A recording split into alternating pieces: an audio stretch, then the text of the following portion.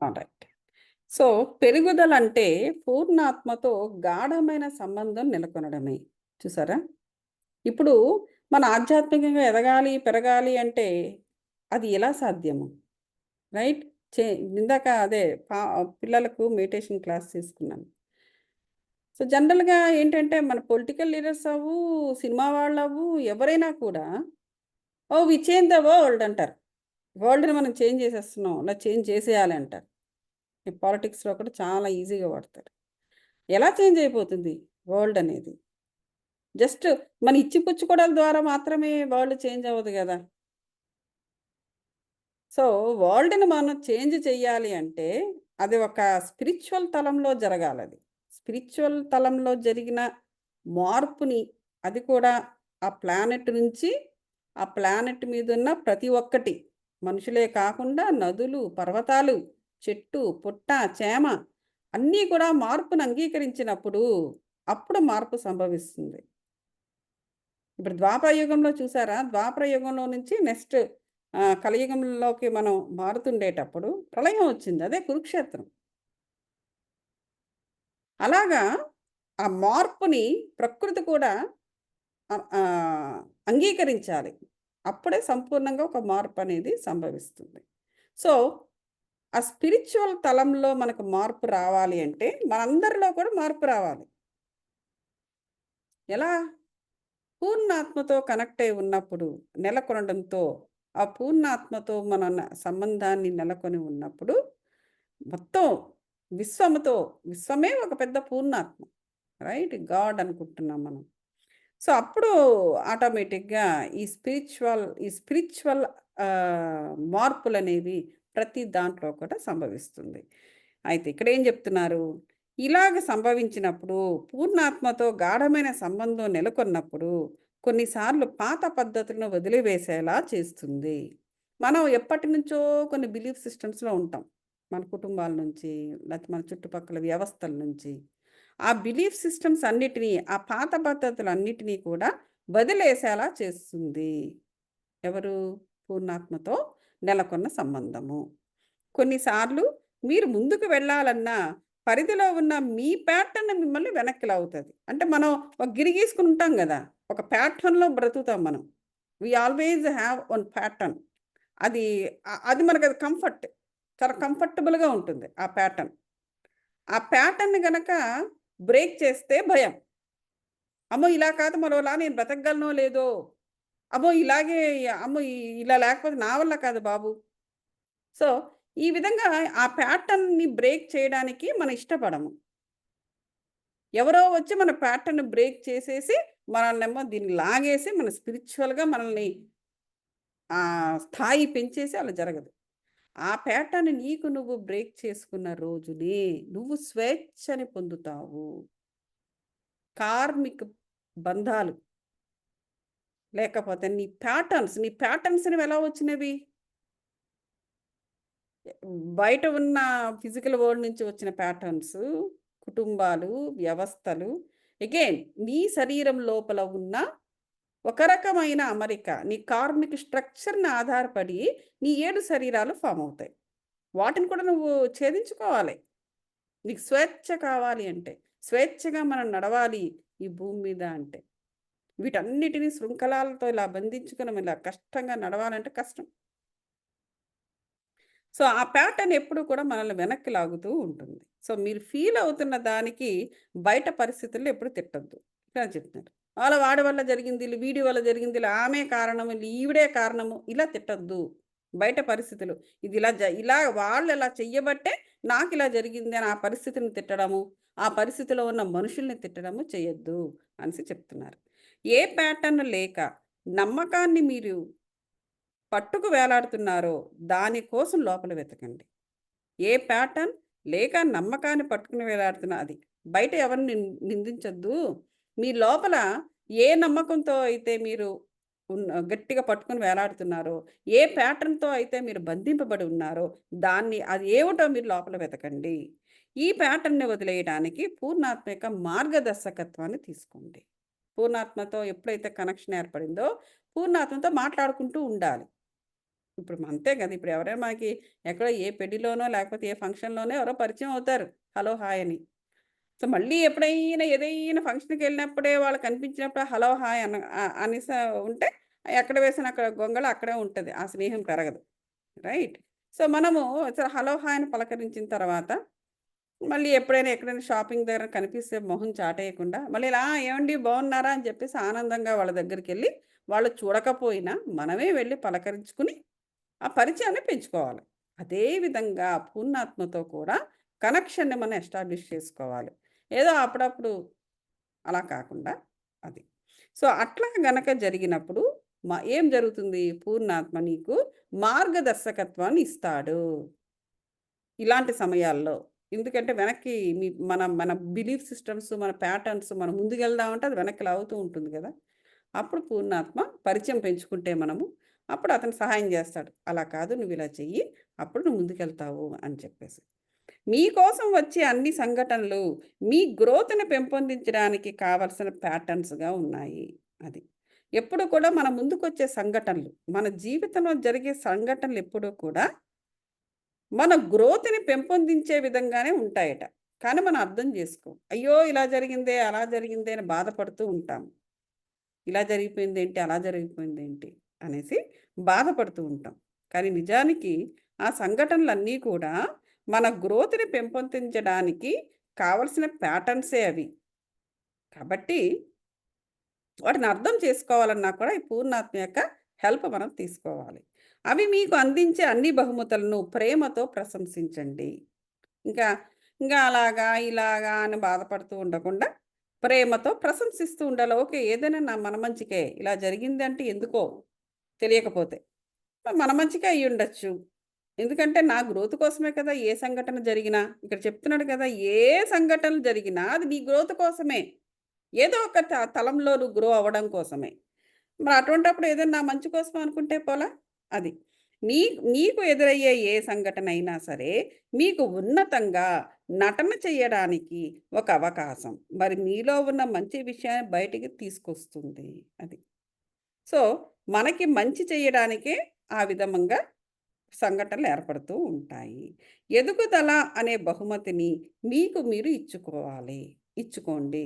అది. వాటిని అర్థం చేసుకుంటే ఆ ఎదుగుదలను అదలా జరిగినప్పుడు వాటికి అడ్డంగా మనం వెళ్లి పడిపోకుండా మనం ఏం చేస్తామంటే, మనకి మనము అవకాశాన్ని ఇచ్చుకోవడం అనేది జరుగుతుంది. మీరు ఎదగటానికి ఎవరో వచ్చి సాయం చేస్తారని వేచి ఉండటం వలన మీ శక్తి వృధా అవుతుంది. ఒక పాట కూడా ఉంది. ఎవరో వస్తారని, ఏదో చేస్తారని ఎదురు చూసి మోసపోకుమా అని ఘంటసాల సాంగ్ కూడా ఉంటుంది. సో, కాబట్టి ఇక్కడ ఏం చెప్తున్నారంటే అదే విధంగా మీరు ఎదగటానికి ఎవరో వచ్చి సహాయం చేస్తారని వేచి ఉండటం వలన మీ శక్తి వృధా అవుతుంది. అలా ఎప్పుడు ఎదురు చూడొద్దు. మన ఆత్మస్థాయిని ఎవరో పైకి తీసుకెళ్తారని ఎదురు చూడొద్దు. మన లోపల ఉన్న ప్యాటర్న్స్‌ని మనం ప ఛేదించుకుంటే దాన్ని బ్రేక్ చేసుకుంటేనే మనం ముందుకెళ్తాం. మీలో కొంతమంది నా సహచరుడు, లేక స్నేహితుడు, లేక తల్లిదండ్రులు, లేక పిల్లలు ఎక్కువగా ఆధ్యాత్మికంగా ఉండాలి. నాతో వాళ్ళు ధ్యానం చెయ్యాలి. ఆరోగ్యకరమైన ఆహారాన్ని తీసుకోవాలి. ఎల్లప్పుడూ దయగా ఉండాలి. ఓకే. ఎక్కువ ఆధ్యాత్మికతను సంతరించుకోవటానికి ఇతరుల కోసం వేచి ఉండనవసరం లేదు అని అనుకుంటుంటారు. చూసారా? ఎందుకంటే, అంటే ఎప్పుడూ కూడా మనము హ్మ్, ఎదుటి వాళ్ళ గురించి ఆలోచిస్తూ ఉంటాం. రైట్? ఎప్పుడు కూడా ఎదురు చూడడం. ఇప్పుడు తల్లి పోర్షన్ అయితే మరీను. చిన్నప్పుడు ఆ పిల్లలు చుట్టూ ఉంటారు. తల్లి చుట్టూ ఉంటారు. సమ్‌టైమ్స్ తండ్రి చుట్టూ కూడా ఉంటారు. ఇంకా పెద్దగా అయిన తర్వాత వాళ్ళు ఇండిపెండెంట్ అవుతూ ఉండేటప్పుడు అక్కడ ఉండరిక వాళ్ళు. అయినా ఈవిడకి అది అలవాటయిపోద్ది. అలాగే ఎదురు చూస్తది. తిందు. వాళ్ళెప్పుడొస్తారా అని వాళ్ళు వచ్చి కూర్చొని పక్కన కూర్చొని తినేది లేదు, పెట్టేది లేదు. గబగబా వస్తారు. ఆ టీవీ చూసుకుంటూ తినేసేసి పోతారు. కానీ ఈవిడ మాత్రం కడుపు కాల్చుకుని, కడుపు కట్టుకుని, ఆకలి చంపేసుకొని ఈవిడ వెయిట్ చేస్తూ ఉంటది. పోనీలే నాతో కలిసి కూర్చోకపోయినా ఇంట్లో వచ్చి తిన్నాడు గదా వాడు. ఆ టైంకి వచ్చాడు గదా! వాడిని చూసుకున్నాను కదా! ఇలాంటివి వ్యర్థం అనమాట. వృధా. ఈ విధంగా ఆవిడ తన శక్తిని వృధా చేసుకుంటుంది. వాళ్ళు చిన్నప్పుడు ఎప్పుడో ఉంటారు వాళ్ళు. ఆ చిన్నతనంలో ఆ డిపెండెన్సీ అవసరము ఉండడం జరుగుతుంది. పెద్దగా అయిన తర్వాత ఇక అవసరం లేదు. నువ్వు నీ ప్యాటర్న్ మార్చుకోలేదు ఇక్కడ నువ్వు. అందువల్ల నీ శక్తిని వృధా చేసుకుంటున్నావు. నీ ప్యాటర్న్‌ని మార్చుకో.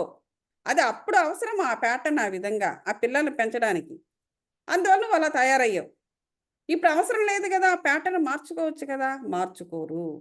సో, ఇలాంటివి చేసి శక్ శక్తిని వృధా చేసుకోకూడదు. అలాగే ఫ్రెండ్స్. ఫ్రెండ్ పక్కనుంటేనే ఏదో ఒక ఒక ఇంచు, ఒక అడుగు వేయాలన్నా ఫ్రెండ్ ఒకడు పక్కనుండాలి. ఆ డిపెండెన్సీ ఎప్పుడుంటుంది? ప్రాబబ్లీ స్కూలు, కాలేజీ కొంచెము యూనివర్సిటీకెళ్ళినా కూడా కొంచెం ఆ 20, 21, 22 ఉండొచ్చు. ఉంటుంది. కానీ అది ఆ ప్యాటర్న్ అప్పటికే అది బావుంటుంది. నీకప్పుడు నీకేం పని పాటాలు ఉండదు గదా! చదువుకోవడం తప్ప. సో, అప్పుడు కొంచెము ఆ ఫ్రెండ్ కోసం నువ్వు కొంచెం వెచ్చించినా కొంచెం పర్వాలేదు.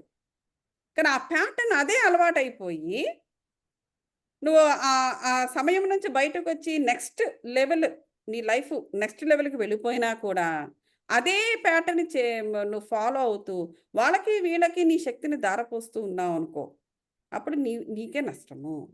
అలాగే తల్లిదండ్రులు. అలాగే ఇప్పుడు ఆధ్యాత్మికత. ఆధ్యాత్మికత అనేది యువర్ ఇండిపెండెంట్ జర్నీ. నువ్వు నీకు నీకు నువ్వు స్వంతంగా చేసుకునే జర్నీ. ఈ జర్నీలో ఎవరు ఉండరు. నువ్వు తప్ప నిజానికి చెప్పాలంటే. ఏదో మన మన ఇది అంటే ఆఫ్‌కోర్స్ ఏంటి ఇవి సజ్జన సాంగత్యం ఇవన్నీ దట్ ఈస్ ఓకే. ఇది ఫార్మింగ్ ఎనర్జీ ఫీల్డ్ అవన్నీ. నేను దాని గురించి మాట్లాడటంలా. టెక్నిక్ గురించి కాదు మాట్లాడేది. కానీ ఇండిపెండెంట్ జర్నీలో స్పిరిచువాలిటీ అనేది నువ్వు ఎదగడానికి నువ్వు వేసుకుంటున్న మార్గంలో, అరే! నాతో పాటు మా తల్లిదండ్రులు కూడా చేస్తే బావుండు. అరే! ఇదిగో నాతో పాటు మా తమ్ముడు కూడా ఉంటే బావుండు. మా తమ్ముడు వైఫ్ కూడా చెయ్యొచ్చు కదా! ఆవిడ చేస్తే వీడు చేస్తాడు గదా! ఇలాంటివి నీకెందుకు? అరే! వాళ్ళ పిల్లలైనా వాళ్ళ పిల్లలనైనా పెట్టొచ్చు గదా! సో, ఆ విధంగా కూడా సమయాన్ని వృధా చెయ్యొద్దు అనేసి చెబుతున్నారు. వాళ్ళందరూ చేస్తుంటే అప్పుడే నేను అంటే మనం దయగా ఉండాలి. దయగా ఉండాలి. నీకు తెలిసింది చెప్పడము అవన్నీ చెయ్యవచ్చు. కానీ ఇలాంటి అది కూడా ఒక రకమైన డిపెండెన్సీయే థాట్ మీద. నువ్వు చేస్తూ ఉండు. నువ్వు చేస్తూ ఉంటే ఆటోమేటిక్‌గా స్పిరిచ్యువల్ ఎనర్జీస్ నీ ఇంట్లో ప్రవేశించి వాళ్ళు వస్తారు ఏదో టైంలో. వాళ్ళకో ఉంటాయి గదా! వాళ్ళకంటూ వాళ్ళేవో కర్మలతో వస్తారు ఈ భూమి మీద. నువ్వు నువ్వు కావాలనుకున్నప్పుడు ఆళ్ళు రెడీ అయిపోతారేటి? వాళ్ళేవో కర్మలు అనుభవిస్తూ ఉంటారు. అనుభవించడానికే వాళ్ళు ఈ భూమి మీదకొచ్చారు. అవన్నీ తీరాలి కదా! వాళ్ళకి కూడా. ఈ లోపల నువ్వు పునాది వేయి. నీ పని నువ్వు చెయ్యి. నువ్వు పునాది వేస్తూ ఉండు. ఏదో టైంకి వాళ్ళకి ఆ కర్మ తీరిన తర్వాత వాళ్ళే వస్తారు. సో, సమయాన్ని వృధా చేయకూడదు. మంచి ఆహారాన్ని తీసుకోవాలి అని చెప్తున్నారు. చూడండి. మంచి ఆహారాన్ని తీసుకోవాలి. ఎల్లప్పుడూ దయగా ఉండాలి. ఓకే. అప్పుడు ఆధ్యాత్మిక వ్యక్తిగా మనము ఎదగడం అనేది జరుగుతుంది. ఎప్పుడు దయ. ఎక్కువ ఆధ్యాత్మికతను సంతరించుకోవడానికి ఇతరుల కోసం వేచి ఉండాల్సిన అవసరం లేదు. అదే ఇప్పుడు చెప్పుకున్నాం గదా! అప్పుడు అతి తెలివిగా ఉంటుందని అనుకోవాల్సిన అవసరం లేదు. ఇప్పుడు కొంతమంది ఉంటారు. కొన్ని ఇండిపెండెంట్‌గా ఉంటారు కొంతమంది. Spiritual journey. మరి కొంతమంది ఏంటంటే మన ఇంకా డిపెండెన్సీ ఉంటుంది. భౌతిక స్థాయిలో అంటే వాళ్ళ స్థాయిని అర్థం జేసుకోవాలి. కొంతమంది భౌతిక స్థాయిలోనే ఉంటారు. ఇప్పుడు నేను చాలా సెషన్స్ తీసుకుంటూ ఉంటాను గదా! ఎవరో పిలుస్తూ ఉంటారు. చూస్తూ ఉంటాను. వాళ్ళందరూ కూడా ఫ్రెండ్స్. అదే దగ్గర దగ్గర రెసిడెన్షియల్ ఇది. ఒకళ్ళు వాళ్ళందరూ ఒకేసారి వస్తారు. ఆ పర్టిక్యులర్ సెషన్‌కి వస్తారు. వాళ్ళలో ఏ ఒక్కళ్ళు రాకపోయినా మిగతా వాళ్ళు నీరసించిపోతారు. అలా ఎందుకు? నువ్వొచ్చి, కూర్చొని, విని, కావాలంటే నువ్వు ఏమర్థం చేసుకున్నావో అది చెప్పు నీ ఫ్రెండ్‌కి. నీరు గారిపోవాల్సిన అవసరం ఏమొచ్చింది? సో, నేనుంటేనే వస్తారు మిగతా నేను రాకపోతే నేను రారండి అంటారు. ఇది కూడా నేను విన్నాను. ఎన్నాళ్ళలా? అది ఒక స్పిరిచ్యువల్ మాస్టర్‌కి అర్థమైపోద్ది. అది గొప్ప గాదు. నీ నీ మీరంతా కూడా భౌతిక స్థాయిలో ఉన్నారని లెక్కక్కడ. మీరంటే మీరు కాదు. I'm just telling. భౌతిక స్థాయిలో ఉన్నారని లెక్క. Utilize the time for your growth. నీ గ్రోత్ కోసం నువ్వు యుటిలైజ్ చేసుకో. అదే ప్యాటర్న్. ఇది స్నేహం కాదు. వాళ్ళు స్నేహం అనుకోవచ్చు. స్నేహం కాదు. అది ఒక ప్యాటర్న్ అది. ఆ ప్యాటర్న్ అనేది అది కేవలం ఔట్ సైడ్ లేదక్కడ. ఇన్‌సైడ్‌లో ఉందది. సో, ఆ ప్యాటర్న్ కలుపుతుందది. ఒకళ్ళు లేకపోతే ఇంక మరొకళ్ళు నీరసించిపోవడం, రాకపోవడం ఇవన్నీ ఎందుకు జరుగుతున్నాయంటే ప్యాటర్న్. దాన్ని ఛేదించాలి. ఓకే. మనం వెళ్ళకపోయినా ఎవరో ఒకళ్ళు మన వాళ్ళున్నారు. సో, తను వెళ్ళింది. లేదా తను వెళ్ళాడు. సో, అక్కడేం జరిగిందో తనొచ్చి చెప్తాడులే. అటువంటి ఆలోచన పెంపొందించుకుంటూ ఉంటే ఆ గ్రూప్‌లో అందరూ కూడా ఆటోమేటిక్‌గా ప్యాటర్న్ మెల్లమెల్లగా, మెల్లమెల్లగా డైల్యూట్ అయిపోద్ది. మెల్ట్ అయిపోతుంది. ఇక ఆ ప్యాటర్న్ ఉండదు. దాన్ని ఆటోమేటిక్‌గా నీకొచ్చే ఇంపార్టెంట్ హాబిట్ ఏంటంటే రాసుకుంటావు. బుక్ పెట్టుకొని. వాళ్ళేం చెప్పారు. ఓహ్! నేను వాళ్ళకి కూడా చెప్పాలి గదా! సో, ఆ విధంగా నువ్వు ఆధ్యాత్మికంగా నీకు నీకు తెలిసినది ఎదుటి వాళ్ళకి చెప్పడం అనేది నువ్వొక కొత్త క్రియనక్కడ నేర్చుకుంటావు. లేతే నేర్చుకోవడం అనేది జరగదు. సో, ఇవన్నీ కూడా ఆధ్యాత్మికంగా ఎదగడానికి కావాల్సిన విషయాలే. ఇక్కడ అప్పుడు అతి తెలివిగా మీరే నాయకులు, మీరే అదే. ఇప్పుడు నేను చెప్పిందదే. ఇంకా ఆటోమేటిక్‌గా ఏం జరుగుతుందంటే, మనమే అన్నీ అవుతాం. ఒక పక్క లెర్నర్స్‌వి మనమే. మరో పక్క టీచర్స్‌వి మనమే అవుతాం. లేకపోతే ఎవరైనా ఉద్యోగం ఇస్తారేంటి? ఓహ్! స్పిరిచ్యువల్‌గా నీ ఈ ఫలానా చెయ్యమ్మా అని చెప్పడం ఏమన్నా ఉద్యోగం ఇస్తారా మనకేమైనా? సో, అది. సో, మీరే నాయకులు, మీరే ఉపాధ్యాయులు, మీ ప్రవర్తనే ఒక ఉదాహరణ అని చెప్తున్నారు. నేను రాత్రికి ధ్యానం చేస్తాను. నేను మౌనంగా, ప్రేమగా, ఆత్మవిశ్వాసంతో ఉంటాను. లేక నేను ఈ కొత్త నైపుణ్యాన్ని నేర్చుకుంటాను. నేను చెట్ల మధ్య నడుస్తాను. దృఢంగా అవుతాను. నా ఆహారాన్ని మార్చుకుంటాను. నేను మొదలుపెట్టడానికి నాకు సహచరుని సహకారం అవసరం లేదు. ఇలాంటివి అనుకున్నా. ఇవన్నీ ఎఫర్మేషన్స్. ఓకే. ఎఫర్మేషన్. అంటే చేస్తాను, చెందుతాను అని చేసి ఇక్కడ ఫ్యూచర్‌లో జరిగే విధంగా అనకండి. ఇక్కడ అలా రాశారు గాని. ఆల్రెడీ జరిగినట్టుగా రాయండి. అననుకోండి ఎఫర్మేషన్స్. అప్పుడేమవుతుందంటే మేనిఫెస్టేషన్ ఫాస్ట్‌గా జరుగుతది. ఇప్పుడు చూడండి ఎలా అంటే, నేను ఈరోజు రాత్రికి ధ్యానం చేశాను. ఇంకా రాత్రి రాలేదు. ఇప్పుడు మాకు మధ్యాహ్నం. రాత్రికి నేను ధ్యానం చేశాను. అంటే ఎప్పుడైతే నువ్వు పాస్ట్ టెన్స్‌లో చెప్పావో ఎఫర్మేషను, అది నీకు ఫాస్ట్‌గా మేనిఫెస్ట్ అవుద్ది. లేకపోతే ఎవడో ఒకడు ఇంటికొస్తాడు. వాడికి కాఫీ పెట్టి, వీడికి కాఫీ పెట్టి, ఆ సేవలు చేసుకుంటూ అందులో పడిపోతాం. అట్లా అన్నమాట. నేను మౌనంగా, ప్రేమగా, ఆత్మవిశ్వాసంతో ఉన్నాను. అంటే నీలో ఆ మౌనం వల్ల వచ్చే అడ్వాంటేజ్ ఏంటి? నీ విశుద్ధి చక్ర బ్యాలెన్స్ అవుతుంది. మౌనంగా, ప్రేమగా, ఆత్మవిశ్వాసంతో నేను ఉన్నాను. కొత్త నైపుణ్యాన్ని నేర్చుకున్నాను. అంటే లెర్నింగ్ ఏదో ఒకటి నేర్చుకున్నాను. నేర్చుకుంటాను నేను అనకుండా నేర్చుకున్నాను. చెట్ల మధ్య నడిచాను. దృఢంగా ఉన్నాను. ఆహారాన్ని మార్చుకుంటాను. ఏదో తింటా ఉంటాం జంక్, చిప్స్ అవన్నీ. దాన్ని మార్చేసుకున్నాను ఆ టైంలో. మంచి ఆహారం తీసుకున్నాను. ఇలా ఇవన్నీ మొదలుపెట్టడానికి ఈ మంచి అఫర్మేషన్స్ వీటిని అమలు పరచడంలో జడానికి నాకు సహజన అవసరమే అక్కర్లా. అంటే మనకున్న ప్యాటర్న్ ఏంటి? ఎవడో ఒకడు మనతో పాటు చేస్తేనే, మనతో పాటు ఎవరైనా వస్తేనే మనం జిమ్‌కెళ్తాం. ఇలా ప్రతి సంవత్సరం కూడా ఈ సంవత్సరం జిమ్‌కెళ్ళాలి అనుకుంటాం. అది మెల్లగా ఆ ప్యాటర్న్ థాట్ మారుతది. అబ్బా! ఎవరైనా మనతో పాటు వస్తే వెళ్ళొచ్చబ్బా! ఇంక ఈ మధ్యలో వాడొకడు బయలుదేరుతాడు.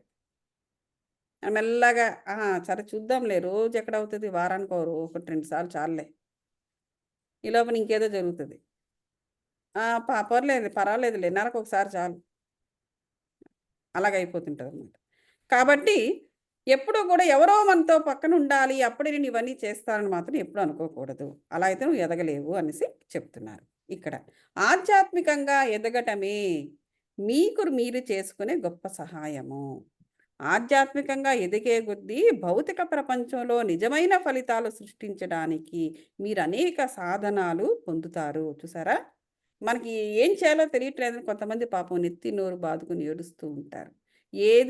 ఏది మేము చేయాలనుకున్నా చేయలేకపోతున్నాము అనేసి బాధపడుతూ ఉంటారు. గ్రహస్థితులు బాలేవనుకుంటుంటారు. ఇంకేవో చేస్తూ ఉంటారు. దానికి కారణం ఏంటంటే నువ్వు ఆధ్యాత్మికంగా ఎదుగుతూ ఎదిగితేనే నీకు భౌతిక ప్రపంచంలో నీకు అవకాశాలొస్తాయి. నువ్వు ఆధ్యాత్మికంగా ఎదగకపోతే భౌతిక ప్రపంచంలో నీకు అవకాశాలు రావు అని క్లియర్‌గా చెప్పేసారండి ఇక్కడ. మీ ఆధ్యాత్మిక ఎదుగుదల మీరు గొప్పగా జీవించడానికి సహాయం చేస్తుంది. మీరు ఆధ్యాత్మిక ఎదిగితే కొత్త సాధనాలు భౌతిక ప్రపంచంలో జరిగి అప్పుడు గొప్పగా జీవించడానికి ఇక్కడ సాధ్యపడుతుంది అని చెప్పారు. దీనివల్ల మీరు ఎక్కువగా ఉత్సాహంగా కళాకాంతులతో ప్రేమగా జీవిస్తారు. చూసారా, కళ కూడా ఉండాలి కదా! అది. ఎదుగుదల కోసం మీరు ఖర్చు పెట్టే శక్తి మీకు అనేక రెట్లు పెరిగి అందుతుంది. చూసారా? మన ఎదుగుదల కోసం పెట్టే ఖర్చు, దానికి బాధపడకూడదు. స్పిరిచ్యువల్‌గా మనం ఎదగడానికి పెడుతున్న ఖర్చు గురించి బాధపడకూడదు. అబ్బా! వాళ్ళు ఇంత డబ్బులు తీసుకున్నారబ్బా! అనేసి. సో, అప్పుడు ఏం జరుగుతుందంటే, అలా బాధపడొద్దు. బాధపడకుండా మీరు ఎదిగితే ఏం జరుగుతుందట? మీకు అనేక రెట్లు శక్తి పెరుగుతుంది. ఆధ్యాత్మికంగా ఎదగడం కోసము మీరు పని చేసినట్లయితే మీకేమి కావాలో అవి మీరేమి కోరుకుంటున్నారో మీకవి తేలికగా లభిస్తాయి. ప్రతి క్షణము ఇతరులతో ప్రేమగా ఉంటూ, ఎదుగుతూ, మరి కళాకాంతులను చూపిస్తుంటే చెప్పలేనన్ని అవకాశాలు సృష్టించబడతాయి. చూసారా? ప్రతి క్షణము ఇతరులతో ప్రేమగా ఉండాలి. ఎదుగుతూ ఉండాలి. కళాకాంతులతో మనం మెరిసిపోతూ ఉండాలి. అలా చేసినప్పుడు మనకి చెప్పలేనన్ని అవకాశాలు ఆటోమేటిక్‌గా సృష్టించబడి వస్తాయట. ఒక్క క్షణం ఆగి మీ ఎదుగుదలకు సంబంధించిన ఒక నిర్ణయం తీసుకోండి. ఇలా చెప్పండి. రాసుకోండి. మీకు పుస్తకాలుంటాయి. ఇప్పుడు నేను ఆధ్యాత్మికంగా ఎదగడానికి నిర్ణయం తీసుకున్నాను. దీనికే ముందు ప్రాముఖ్యత ఇస్తున్నాను. మీకు అనేసి చెప్పుకోవాలట. మీకు ఆధ్యాత్మిక ఎదుగుదల అనేది గొప్ప బహుమతి అని భావించాలి. అర్థమైందా? మీరు ఎంతో ఆశ్చర్యకరమైన ట్రీట్‌కి మీరు అర్హతను కలిగి ఉన్నారు.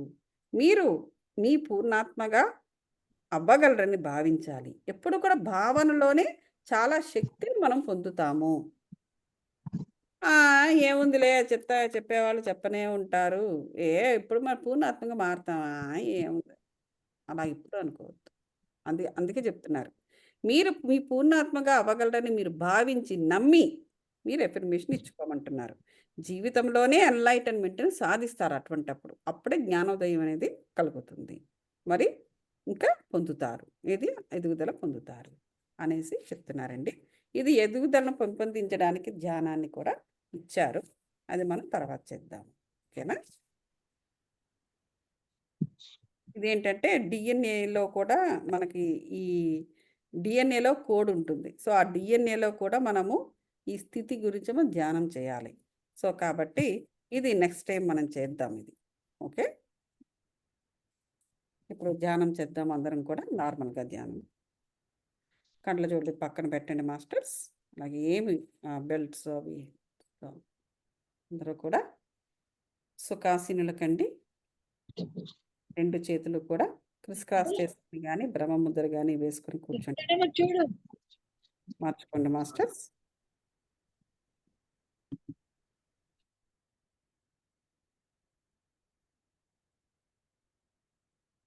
ప్రశాంతంగా ఆలోచన రహిత స్థితికి రండి మాస్టర్స్. కేవలము శ్వాస మీద మాత్రమే ధ్యాస పెట్టండి. Thoughtless state. కళ్ళు మూసుకొని మీరు కేవలము బ్లూ కలర్ గాని, డార్క్‌నెస్‌ని గాని చూస్తున్నారు. ఏ మనుషులని, లేకపోతే ఏ ఇన్సిడెంట్స్‌ని, ఏ థాట్స్‌ని పిక్చరైజ్ చేసుకోవటం లేదు. శ్వాస మీద ధ్యాస పెట్టండి మాస్టర్స్. నేను పెట్టిన మ్యూజిక్ గనక వినపడకపోతే వెంటనే చెప్పండి.